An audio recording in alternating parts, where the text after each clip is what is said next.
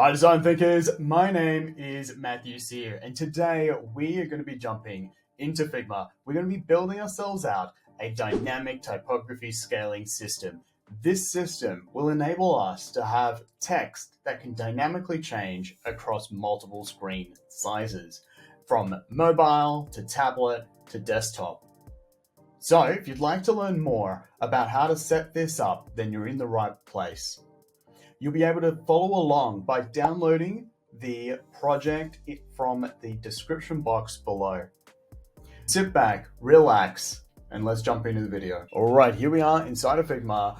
If you haven't downloaded the project, it's in the description box below, go grab it and let's get going. So what has been done already for you? We have set up our own scale.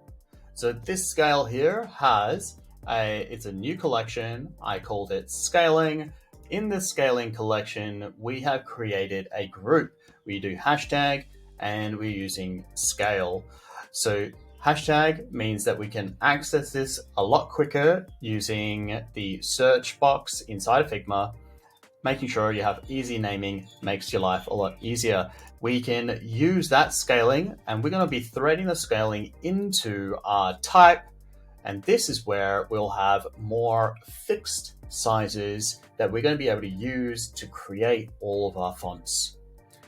We're going to be creating a couple of key little fonts to begin with, and we're going to be using our scale. How does the scale work? Well, the scale is quite simple. We start by considering it mobile first.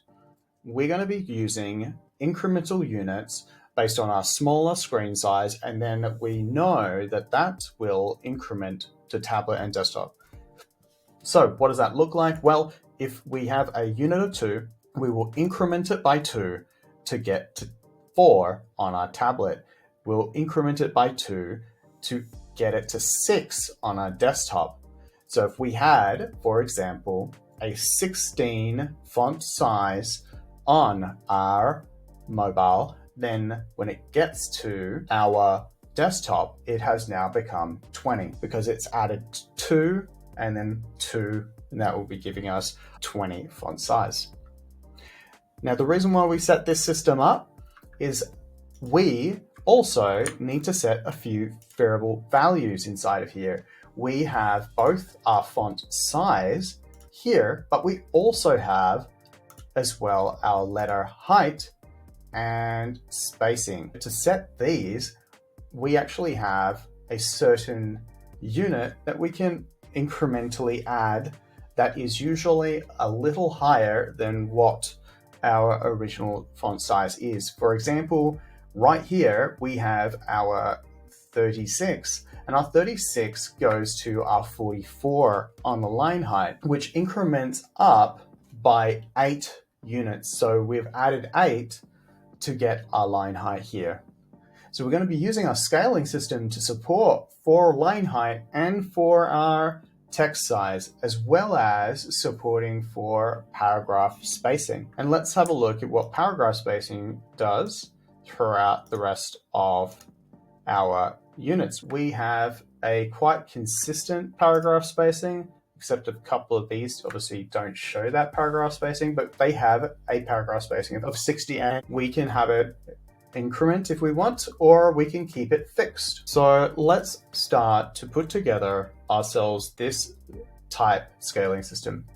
We're going to be using a little bit of what's existent to keep the video short and concise. So let's get into our local variables. We also from here have our typography variable set. This typography variable set, we have set up our families. These are core typography families. And we can apply our typography family to our text here by clicking on our text, going to our type, clicking on variables, and applying the actual type family. There we go. I've applied my type family. But these are the families that we're supporting, not necessarily the actual font sets. We have not created those yet. And then what I can do though, let's say I have my weights over here, I could actually apply my font weights. So I could select one of these, or I can go down here and I can apply, let's say, a font weight. And I can use this size if I like right now, and I can apply one of the sizes.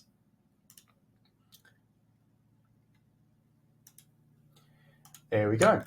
So now I have this text here that already has basically all of those variables set up. And the great thing is these variables here is where it's pulling from scaling, which means that it already now has the capacity to actually scale incrementally up those units. What I need to do though, go to layer, I can go to scaling, and I can actually scale from mobile, nothing happens, tablet increments a little bit, and then desktop increments a little bit more.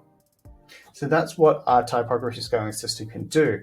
Though what we've done is we've only set up a single set of units that can scale our type. Maybe we want to set up a couple of headers, and we want those headers to scale up across our design system so that it supports mobile, desktop, and tablet, because right now we don't really have a set of headers. So let's do that. What I can do is I can actually just duplicate our scaling size, but I'm going to actually change this around. I'm going to call these my headers. And what I can do is I select all these. I'm actually going to put that into another group, and then I'm going to call these size. And I will duplicate this again, and I'm going to call this as well. If you remember, we have our line height here. So we can go line height. Now we have our size and we have our line height supported here. And this will allow us to actually start to control for basically the different stages. And what I can do is I can actually call these like my H1, H2, H3. Difference is I'm obviously not going to use exactly these values. What I would like to do is actually use something like what I have down here. We'll look at this one. So 36 is 1. So I want my H1 to be a 36. I want my actual, let's say H2 to be a 32, so on. So let's create that. And instead, I'm going to make sure I name these. So I'm going to go H1. And instead of using this, I will actually bring it down to a 36. Now, we're using rem units. For example, 16 is a 0100, which means that we need to go up a lot higher. To get to a 36, we would need to get to a 0225. There we are. So now we got our H1 size. Let's do our, let's say H2. And we want our 32 for that size there, which will be, if we go to 16 as our base unit, which is 1, which means that we need a 02 for our rem. And we are going to go H3 here. And what we need to do, H3, we have 28, which is a couple of units lower. That is 018. And what I'm going to do is I can just remove these. And I might actually just duplicate this and actually remove that in the end, just so I can keep these couple of key units. So now I have my size, I have H1, H2, H3, I set those sizes, happy days. I got my line height there. It's the same. So what I need to do is increment this by actual 8, which means that on our scale, let's close this down. We'll jump back to our scale here.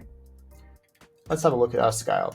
So the scale here goes from 2, then it goes to 4, then it goes to 6, and then it goes to 8. So basically, we need to go down 4 units. So let's go back to our type, line height. I need to go down 1. So I go 1, 2, 3, 4. Bam. like so. And now what I've done is I've set up my line height for my H1, H2, H3. I set up my size for my H1, H2, and H3. And what I can do is as well, I can take my actual different types of font weights that I have set up here. I can actually add in some of those. Oh, well, I will duplicate the set, but what I will do is instead, I don't want them to use a regular. So I'm going to remove the regular, and instead of using the hard value, I'm actually just going to actually assign it to the same value into the same group where I'm right now. And I'm just going to actually add that in. So I'm going to go down here, medium, and then I want them to have a semi-bold, and then I also want them to have an actual bold, which now what we're doing is we're leveraging this core value set that we set up right at the top here, and then we are using that within inside of our group. What this does is it enables us to create more specific token sets of like headers or paragraphs or labels, etc., but have only a single source of truth that allows us to adjust those, and they will propagate across our different actual types, so like headers. Now I've got my header, I set up my header, I have the weights on my header here, and I have those sizes. So now I can grab that header that I have at the top here, and what I can do instead is actually reconnect it. I can actually leave the pop-ins on, for example. Let's actually grab that text. What we do is we can click on our piece here, and we can grab the medium. We can click over here, add that in. We're going to use our H1, and we are going to add into our actual height, line height, the type line height, which is our actual header line height H1. And now we have that. I can duplicate this down here. I can click on this as well. I can actually set myself up with the header size, but number 2. And I'll just change that to a 2. And now I can duplicate it once again. I can click on the next one down the scale. And now we have our dynamic text. This text can now change across the different scaling sizes. So we can actually use this to actually change the text. Let's click on all text though and make sure that it's set to auto. And now if it's in a frame, there we go. We are able to change it up and down based on the size. It adapts both the line height and adapts the actual font size. And we have our own specific font groups that we can apply across our designs. And those font groups have predefined weights and a predefined type of font that we can use. And what we can do here is we can actually now turn these into, for example, an actual style if we like, and we can use those styles to apply our typography set across the rest of our designs and have a way to control for those in one place right here. So I hope this video has helped you out. Please like, subscribe, get involved. And also one thing, we have actually a plugin. This is called the Pixellink Variable Toolkit. It's a quick and easy way to access your variables and apply your variables to your assets with ease. So for example, I've got my frame here in the background. I can be able to go down to any of the colors, any of the spacing and sizing, and directly apply that directly to my content. I can use the actual toolkit to preview my content in any mode straight away directly from the kit itself. So We've got it in beta. Please download it, check it out, and provide us feedback. Always trying to improve our tools for the community. So thank you very much. And until next time, design thinkers, keep thinking, keep building, and keep creating amazing things. I'll see you all in the next video. Bye.